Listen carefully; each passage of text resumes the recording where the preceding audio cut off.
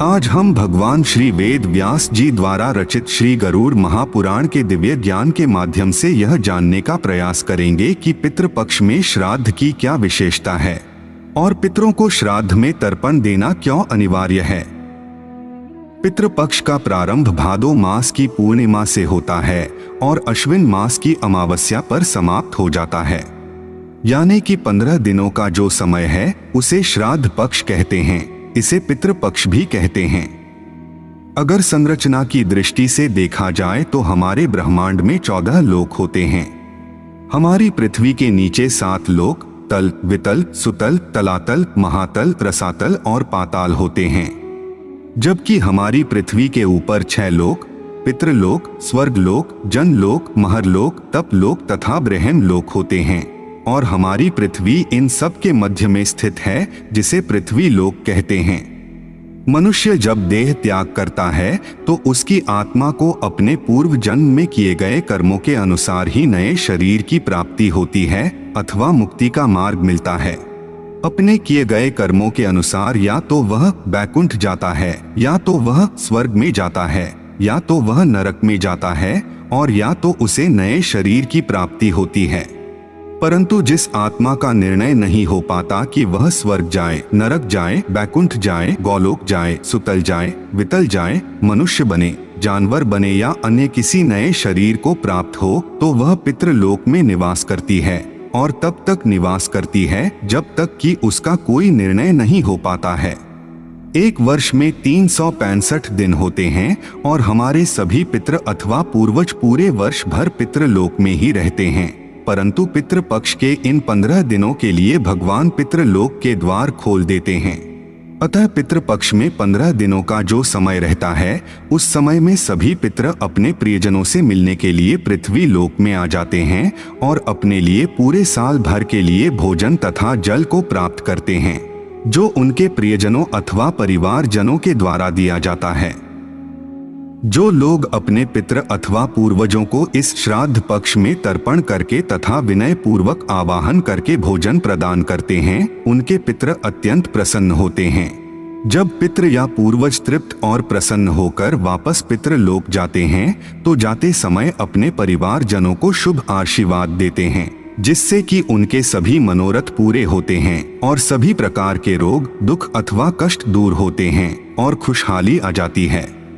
परंतु जो लोग अपने पितरों को जल, तर्पण तथा भोजन इत्यादि नहीं देते, तो उनके पितृ तथा पूर्वज पृथ्वी लोक से बिना जल व बिना भोजन के भूखे ही वापस लौट जाते हैं और कुपित हो जाते हैं। इस प्रकार पितरों अथवा पूर्वजों के नाराज व असंतुष्ट होने से परिवारजनों पर पितृ दोष लग जाता है और उन्हें अनेक प्रकार के रोग, दुख और कष्ट लग जाते हैं। बनते काम भी बिगड़ने लग जाते हैं और उन्हें बहुत ही बुरी स्थिति का सामना करना पड़ता है। अतः पितृपक्ष में अपने पितरों अथवा पूर्वजों का स्मरण करना चाहिए, उनका आवाहन करना चाहिए, उनको तर्पण देना चाहिए, उनको नाना प्रकार के पकवान व व्यंजन बनाकर उन्हें प्रेम से अर्पण करना चाहिए, जिससे कि वे संतुष्ट व तृप्त होकर अपना आशीर्वाद देते हुए प्रसन्नता पूर्वक अपने पितृलोक में वापस चले जाएं। पितृलोक के देवता का नाम अयरमा है और कौवा उनका वाहन है। तो जब पितरों को भोजन दिया जाता है तो कौवे का आवाहन किया जाता है। कौवा परिवार व सगे संबंधियों द्वारा दिया गया भोजन उनके पितरों व पूर्वजों तक पहुंचाता है। कुत्ते को भी भोजन दिया जाता है, क्योंकि कुत्ता धर्मराज के दूत का प्रतीक है। गाय को भी भोजन कराया जाता है, क्योंकि गाय सबसे पूजनीय होती है और गाय में सभी देवी देवताओं का वास रहता है। घर पर ब्राह्मणों को भी भोजन कराया जाता है, क्योंकि भोजन कराते समय पितृ इन्हीं ब्राह्मणों पर आरूढ़ होकर आ जाते हैं और भोजन ग्रहण करते हैं। किसी योग्य ब्राह्मण से पूजन करवाकर परिवारी जन अथवा पिता, पुत्र या पौत्र द्वारा अपने पितरों अथवा पूर्वजों को तर्पण तथा पिंडदान इत्यादि अर्पित करना चाहिए। उसके उपरांत सबसे पहले पितृ या पूर्वज के निमित्त भोजन रखना चाहिए, फिर कौवे को भोजन देना चाहिए, फिर गाय को भोजन खिलाना चाहिए और फिर कुत्ते को भोजन खिलाना चाहिए। धनवान व्यक्ति को कम से कम 21 ब्राह्मणों को भोजन करा के उनका जीवन करना चाहिए। मध्यम वर्गीय व्यक्ति को कम से कम 1 से 5 ब्राह्मणों को भोजन कराना चाहिए। गरीब व्यक्ति के पास अगर इतनी व्यवस्था नहीं कि वह अपने पितरों का श्राद्ध कर सके, तो उसे मंदिर में जाकर अपने पितरों या पूर्वजों का स्मरण करके हाथ जोड़ने चाहिए।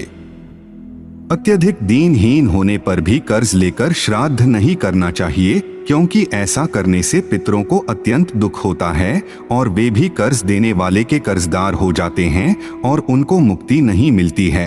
अतः कर्ज लेकर श्राद्ध नहीं करना चाहिए। अपनी योग्यता अनुसार ही पितरों का श्राद्ध करना चाहिए और उन्हें भोजन कराना चाहिए। इस प्रकार श्राद्ध पक्ष में पितरों या पूर्वजों को उनका भोजन हवा के द्वारा, भूमि द्वारा, अग्नि के द्वारा, सूर्य के प्रकाश द्वारा तथा जल के द्वारा उन तक पहुंचता है। अतः सभी मनुष्यों को अपने पितरों या पूर्वजों को तर्पण देकर श्राद्ध करना चाहिए। इससे पितृ प्रसन्न होते हैं और पितृ दोष के कारण आने वाली सभी अड़चनें, रुकावटें व बाधाएं दूर होती हैं। इस प्रकार व्यक्ति के दुख तथा पारिवारिक क्लेश दूर हो जाते हैं। तो आज की प्रस्तुति में सिर्फ इतना ही आशा करते हैं कि आप सभी को हमारी ये प्रस्तुति अच्छी लगी होगी। तो वीडियो को लाइक और शेयर जरूर करें और चैनल को सब्सक्राइब करना ना भूलें। तब तक के लिए आप सभी को राम राम।